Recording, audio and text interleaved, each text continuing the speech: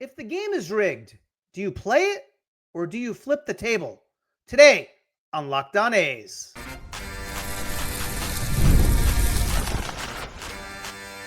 You are Locked On A's, your daily podcast on the Athletics, part of the Locked On Podcast Network. Your team every day. Welcome to Locked On A's, part of the Locked On Podcast Network, your team every day. I am your host, Booney. One name, all passion. And today we are kicking off part one with Ray Dr. Death Perez, a Sacramento native, an Oakland Raiders lifer, and a guy who's worked inside government and watched the stadium game get played one too many times. We're tearing into the only question that matters. Who pays for the playground? Taxpayers or the billionaire? Infrastructure versus subsidies, public-private partnerships versus public risk, and the myth of the quote-unquote broke billionaire. We follow the money, from Ricky to the Big Three to the Vegas blueprint. This franchise has always flipped the script, and we are doing it again today. If you want the full story, the press releases will not tell you. You are in the right room. And do me a favor, hit that subscribe button on YouTube, hit follow on your podcast app, and lock in. And if you are in Nevada, catch Locked On A's every weekday, Monday through Friday at 12:30 p.m. on Silver State Sports and Entertainment Network, Digital Channel 5.2, and Cable Cox Channel 77. Today's episode is brought to you in part by Game Time. Download the Game Time app, create an account, and use code LOCKEDONMLB for $20 off your first purchase. Dr. D, government versus ownership. Should there be a responsibility from government in a time where it seems like sports franchises are wanted by cities? Is there a responsibility from government to provide a subsidy or a groundwork for a stadium for a city? You added a key word there, groundwork. Okay. I'd follow up with, what is your definition of groundwork? Because if you look at, like I was just researching this, if you look at even the economists there's about 3 or 4 economists that have come out that have done over 137 studies regarding public subsidies for stadiums over the last 30 years. The one thing they all agree on is that all cities, government municipalities, they're responsible for infrastructure. Even in Oakland is responsible for that. Las Vegas, they're responsible for that because infrastructure is used by everybody. Schools, people who don't go to games, people who don't like sports. Infrastructure benefits the community 24/7.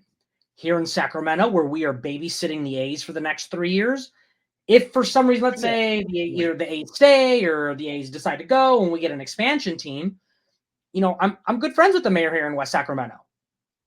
As much as I don't want the A's here, I said if the A's are going to stay here, we have to pay for infrastructure here. And it'll benefit us here in West Sacramento. Even if it's not the A's, let's say it's another baseball team. We got our own team called the Golden Spikes, and they're Sacramento born and bred. In my hometown of West Sacramento, where the A's currently stay, where they play, just down the street from my house, we're a little city that boomed from 20,000 people. We're approaching 60,000 with the same infrastructure that we've had since 1998. Yeah, I do expect at minimum West Sacramento, and maybe even federal dollars to pay for infrastructure because infrastructure is needed for thousands of fans coming and going. Now, when it comes directly into the stadium, government has no business shelling out a penny to a billionaire. They just don't. Even if Vegas wasn't viable, it would have been another city. It would have been another city. It would have been Utah. It would have been whatever. If that's how the game is played, do teams need to adapt to that game? If I want to keep a team in my city, I'm going to play that game. Does that make sense? No, I mean, what you are explaining, I understand it. I do. Right. It makes sense to me. Do I agree with it? No, I don't. Absolutely not. For example, okay, if you have here's what I don't understand. I was actually thinking about this the other day. I grew up loving the green and gold. Ricky Henderson, Jose Canseco, those are my favorite players. Yeah. And I live here in West Sacramento. All of my friends, everybody is thrilled. Aren't you just happy? Even non-A's fans, casual fans, aren't you thrilled for the A's to be coming here? No, I'm not. Put my fandom aside, and they belong in Oakland. Put that aside.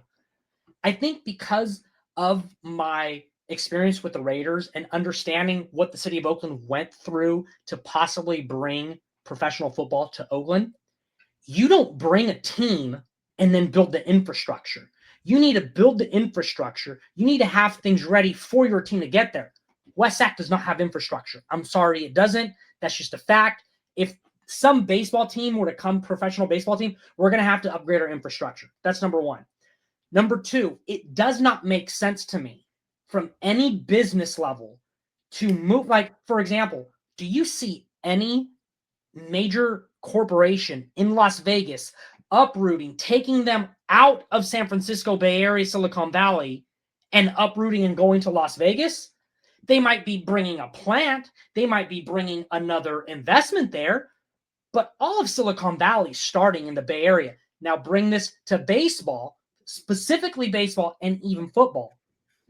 The infrastructure is there. You have big money spenders that are there. You have an economy that isn't getting paid minimum wage respectfully like in Las Vegas.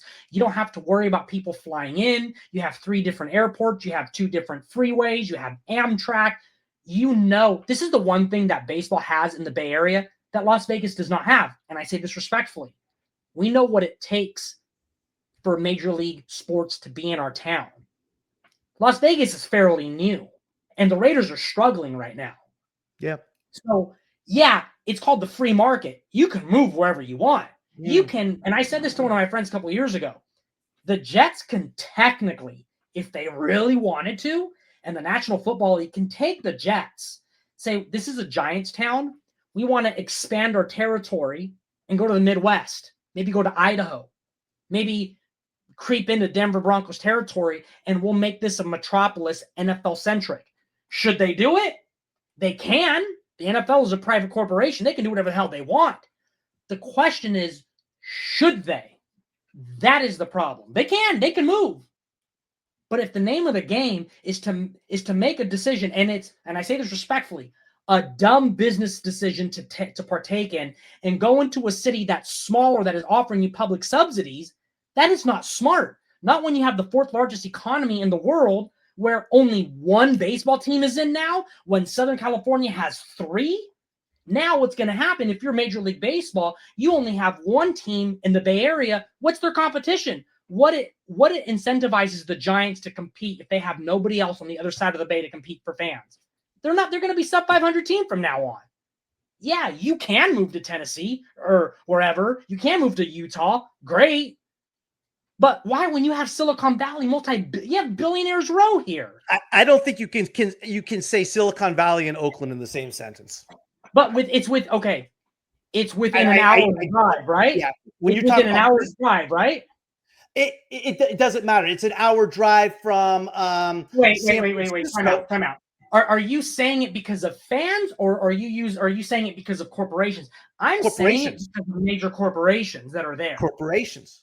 I'm not saying about the fans. Fans are fans. Fans are built, right? Correct.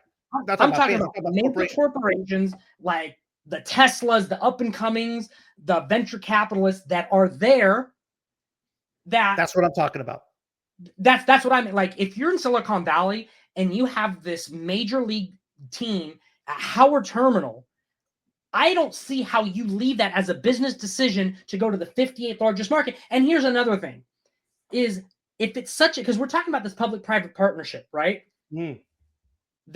Las Vegas currently has the Knights, which is privately financed. They have the WNBA champions. You have the Raiders. Okay. So going back to your question, should public financing, should it be the game that we play?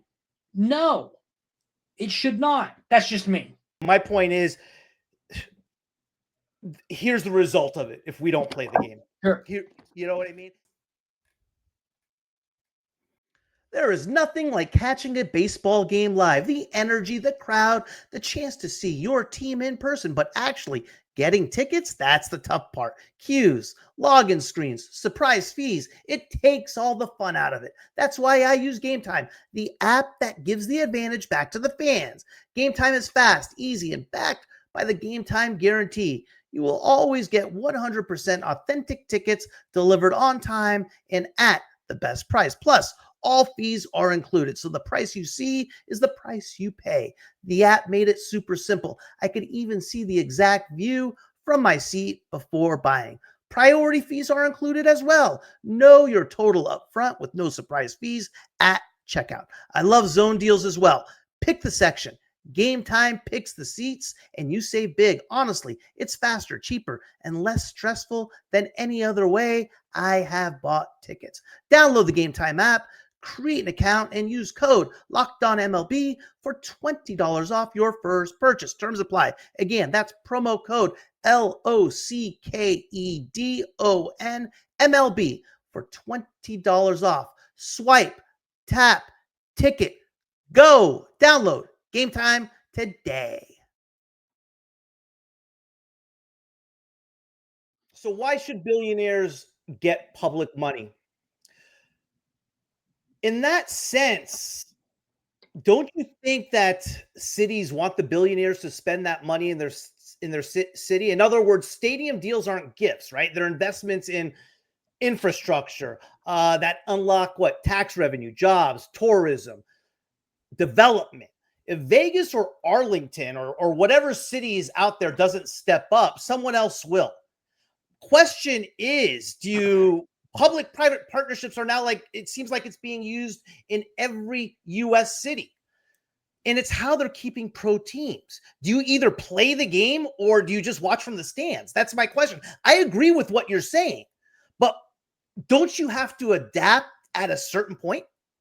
It's a great question, but this question also deserves a well-rounded answer so that you can get the entire picture, right? So you make a great point. If you don't pony up, then you leave. Then they're going to leave, right? Here's the thing. If you are an investor, let's take sports out of this, because I was actually thinking about this coming on here. Let's take sports out of this, right? And let's say this has nothing to do with sports because I'm a diehard Raider fan, love the A's. Sure. Any other business, you see Silicon Valley, okay? You see some of these multi-billion-dollar industries in Silicon Valley where it caters to the rich, but it's very difficult to survive if you're in the middle class, high taxes and all that. Sure is. Right. And some of this, whether you like it or not, it does involve politics, as polarizing as politics is. There's this horseshoe theory in our general politics, as polarizing as we are. You see it from the this Trump nationalism to this Bernie Sanders type, where they both believe, and Trump just did it not even a couple of weeks ago, where he invested in the Dell, right? The government has no business investing into Dell, none at all, because if something goes wrong, then the government absorbs whatever the what's the word I'm looking for here? The risk. Sure. If we're investing into a private company and the government is taking the risk, the government doesn't ever go out of business. They just absorb it and increase our taxes. The only way how government, whether it's a baseball team, like the Raiders and A's in Oakland, whether it's Dell in the Bay Area, whether it's Amazon in New York, the only rule that government should have, get the hell out of the way and cut red tape. Right. Now, if Clark County said, we're not going to give you any public subsidies, but we are going to clear $500 million worth of red tape, meaning no taxes, but you got to invest and you take the risk, I can't say anything about that. Sure. But that's not the case. Okay. Let's break this down, because see the public-private partnership, it's really, and I've used it, this is not the first time I've heard used it's this really captivating word salad. Okay, Okay, fair enough. assuming that the A's, because they're a pro baseball team, they're going to bring all these people, these new tourists, not at the current rate of tourism that Las Vegas is getting, more. Okay. Right. I was researching, what was it? There was this website that was saying for the A's, when the A's come to Las Vegas, for taxpayers to make back the $380 million that they gave the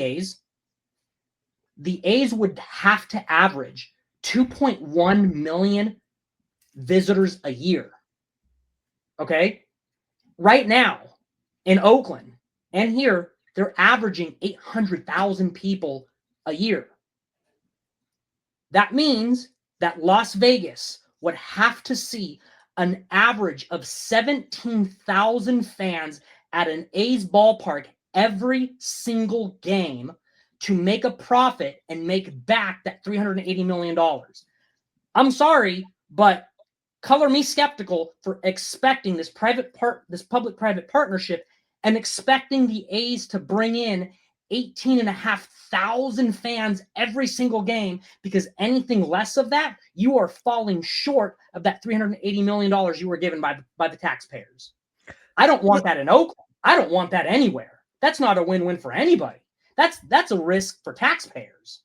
It's my understanding that the A's stadium in Las Vegas is being set up in a tax financing district. In other words, taxpayers outside that district will not pay $1 in tax money for the stadium unless they are in that tax district. That is the only time taxpayers will be paying for that. Is that accurate? I'm not an expert when it comes to like the whole Bally's thing and how they're obtaining the taxes. From what I understand is that, well, let's throw out Bally's for right now, just because Bally's is supposed to be done in segments. Because it's the site, right? I'm just referencing that because as a site. Gotcha. I'm with you. Let's just say what you're saying is right, because that's what they were proposing in Oakland. Let's say that is the case. Yeah. Because I am not an expert in Las Vegas economics, but from reading it, here's the question, the hypothesis that I would have, that I would ask, that we won't get for another 5 years till after the full construction. It's all about numbers. Are they going to meet that $2.1 million threshold? And if they don't, because it's just a fact, right? They need to meet 2.1 million visitors a year in that ballpark. If they don't meet that 2.1 million, let's say 1 year it's 1.6 million, and there's an economic downturn like they had in 2020, but not that severe. Let's say for 5 years it's 1.6 million. They don't meet that 2.8 million. Who takes on that risk if it's not fulfilled?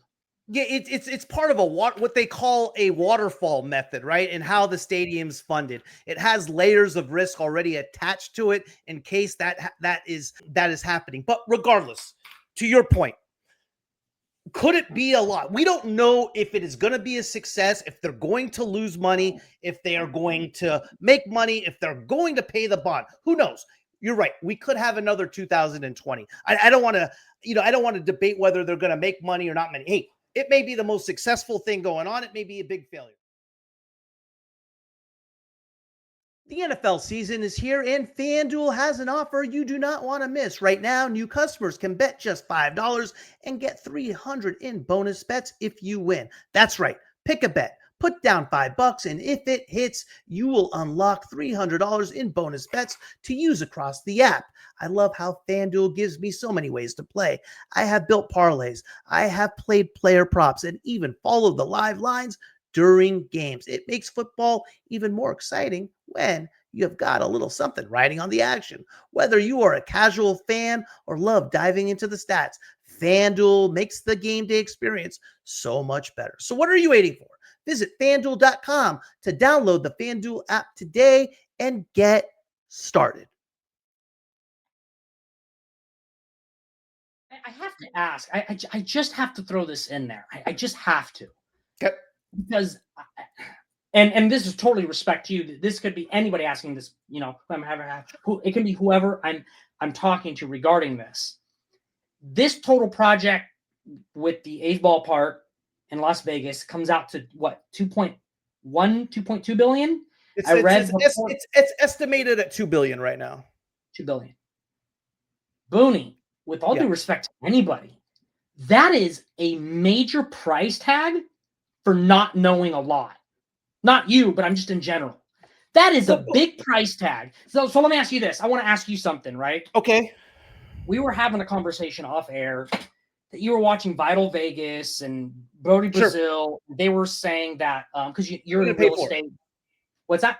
How are they going to pay? How is he going to fund the stadium? And you said it's ludicrous to say that he was going to liquidate, because I guess that's I don't know real estate. And you said that's ridiculous, which is fine. So here's my question to you, because I have not been able to find it. Okay.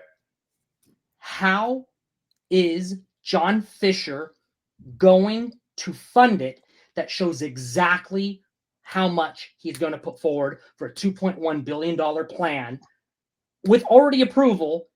I have not seen any finality to this $2.1 billion plan. If you do have a public document, can you share it? I'm going to tell you how it is. And because it's interesting. I did actually a full show on exactly how he's going to fund it. And I actually estimated the cost of the stadium to be 2.3 billion. I actually added 300 million just just to show how easily it was. Okay, here's what you got. And I ask you, before you continue, I want to make sure. Are you coming to your own conclusion where you're connecting the dots, or is this actually like, oh, this has been publicly said, this is how he's going to pay it? What I'm going to tell you exactly what I'm to connect the dots, or is this something where you can say, look, this is how he's going to pay, and you can read it right here? I'm going to tell you exactly where I'm getting it from, and then you could tell me after if it seems factual or not. Okay, so, and it's not just me. I want viewers who are watching. 100%. No, I get it. You know All right. I mean? So what we got as far as confirmed funding, what we know right now, right? Okay. 175 million from Aramark, right? 100 million in equity and 75 million in capital expenditure. We know we're getting 380 million from the state of Nevada. Okay. We are construction loan, which they're using right now to fund the stadium. And was like, well, how's he paying for it right now? It's the construction loan from US Bank and Goldman Sachs, which you take 580, 300 million, right? Okay. Oh, okay. So, yeah. 300 million. So we're at 855 million right now, right? What he can potentially take out. I'm not counting this stuff. I'm not using it. This is how ludicrous it is when I was talking to you about it. Minority share sales, right? There's 450 million potential. Aramark holds 100 million of that. Naming rights sponsorship, 15 million a year over 20 years. Over 20 years. That's 200 million. I'm not using that. What I am using is this. What we do know is that William and Robert Fisher's Gap stock, okay?